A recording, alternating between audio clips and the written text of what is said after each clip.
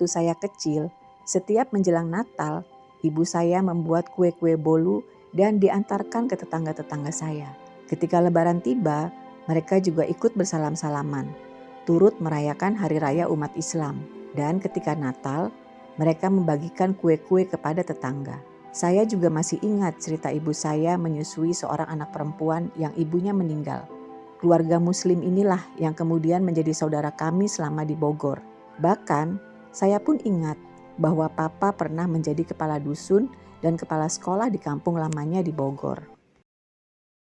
Indahnya kerukunan ini tidak lagi hadir dalam kehidupan dewasa Obertina. Sejak maraknya penyebaran berita palsu dan bohong di media sosial, hadirnya sejumlah kebijakan diskriminatif terhadap warga minoritas, kepemimpinan yang tidak tegas terhadap kasus pelarangan beribadah, dan segregasi penduduk membuat ruang perjumpaan di masyarakat semakin tidak ada.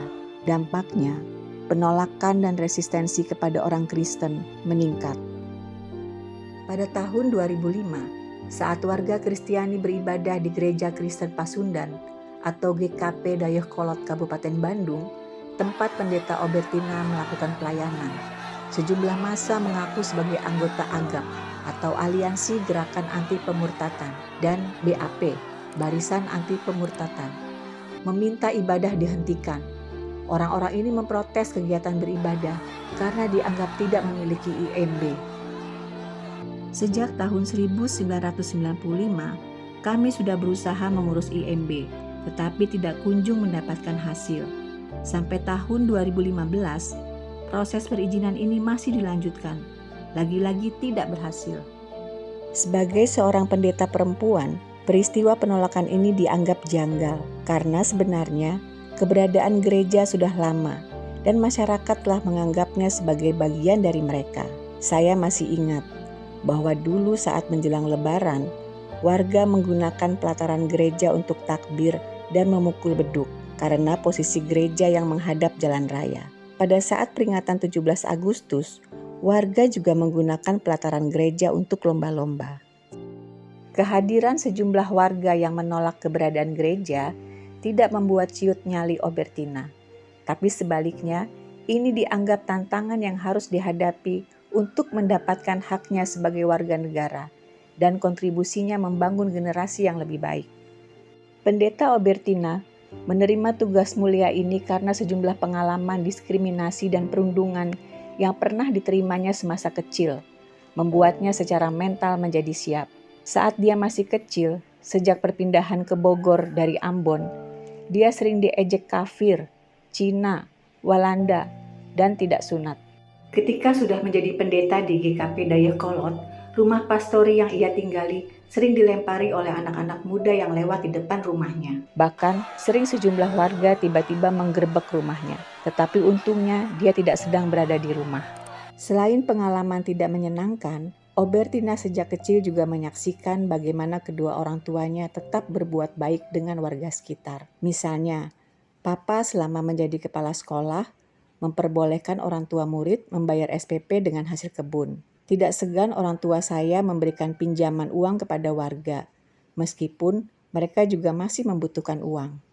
Banyak orang datang untuk meminta nasihat dan sekedar curhat. Menyadari bahwa persoalan penolakan ibadah ini hal yang pelik, sebagai pendeta Obertina menghadapinya dengan optimis, melalui berbagai pendekatan yang lebih berfokus pada non-kekerasan. Obertina tetap melanjutkan membangun relasi dengan warga sekitar melalui sejumlah kegiatan sosial dan aksi kemanusiaan. Mereka membagikan kupon kesehatan, sembako, makanan, dan pakaian layak pakai. Bahkan setiap banjir, Pak RT selalu menghubungi dirinya untuk mengabarkan kalau warganya belum mendapatkan dukungan makanan dan pakaian layak pakai. Bahkan, untuk menjaga agar relasi dengan warga tidak dicurigai, Obed menghilangkan simbol-simbol Kristen di dalam bantuannya. Meskipun sebagian warga masih bersekutu dengan para pembenci gereja, Obed tetap melanjutkan misi kemanusiaan ini. Obed juga mendekati anak-anak melalui program belajar bahasa Inggris dan matematika. Tujuannya adalah membuka ruang perjumpaan di antara anak-anak dari keluarga Muslim dan Kristen, para mahasiswa dari gereja yang mengajarkan mereka. Ada juga perpustakaan mini yang menyediakan buku-buku Islami untuk anak-anak. yang bisa bebas dibaca. Selain itu, Obed juga membuka ruang-ruang dialog dengan berbagai pihak, khususnya pihak pemerintah lokal, mulai RT, RW, dan kecamatan. Ini karena semua orang merupakan saksi sejarah atas keberadaan gereja. Bahkan dengan pihak kecamatan, Obertina sudah sering dialog dan meminta dukungan. Pihak gereja juga pernah meminta bantuan keamanan, yaitu polisi, untuk mengamankan selama ibadah. Kami harus menanggung semua biaya pengamanan, sementara kami hanya sedikit mendapatkan uang dari sumbangan jemaat gereja. Obed juga melakukan sejumlah pendekatan dengan kaum pembencinya untuk menemukan titik kompromi.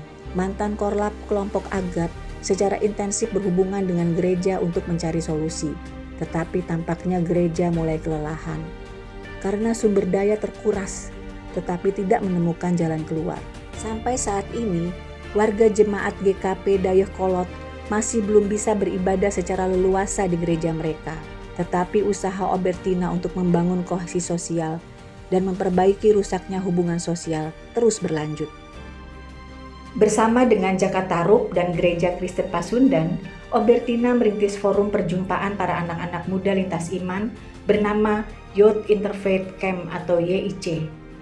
YIC sebuah kegiatan anak-anak muda lintas iman untuk belajar keberagaman di Indonesia. Dari kegiatan ini, Obed dan penggagas lainnya berhasil membentuk kader-kader perdamaian dari kalangan anak-anak muda, hingga beberapa dari mereka mampu membangun komunitasnya masing-masing. Obertina masih optimis bahwa ada sejumlah warga yang mendukungnya. Ini karena dia juga mendengar dari sejumlah pihak bahwa pengerahan massa dibayar. Meski demikian, dia juga melihat ada banyak anak-anak muda dekat gereja tidak menerima bayaran 50.000 ini. Mereka hanya nongkrong-nongkrong saja di depan gereja. Dia juga masih yakin bahwa pendekatan kemanusiaan jauh lebih bertahan. Meskipun sejumlah laki-laki dalam gereja juga sering tidak sabar dan ingin melakukan adu fisik dengan para pendemo.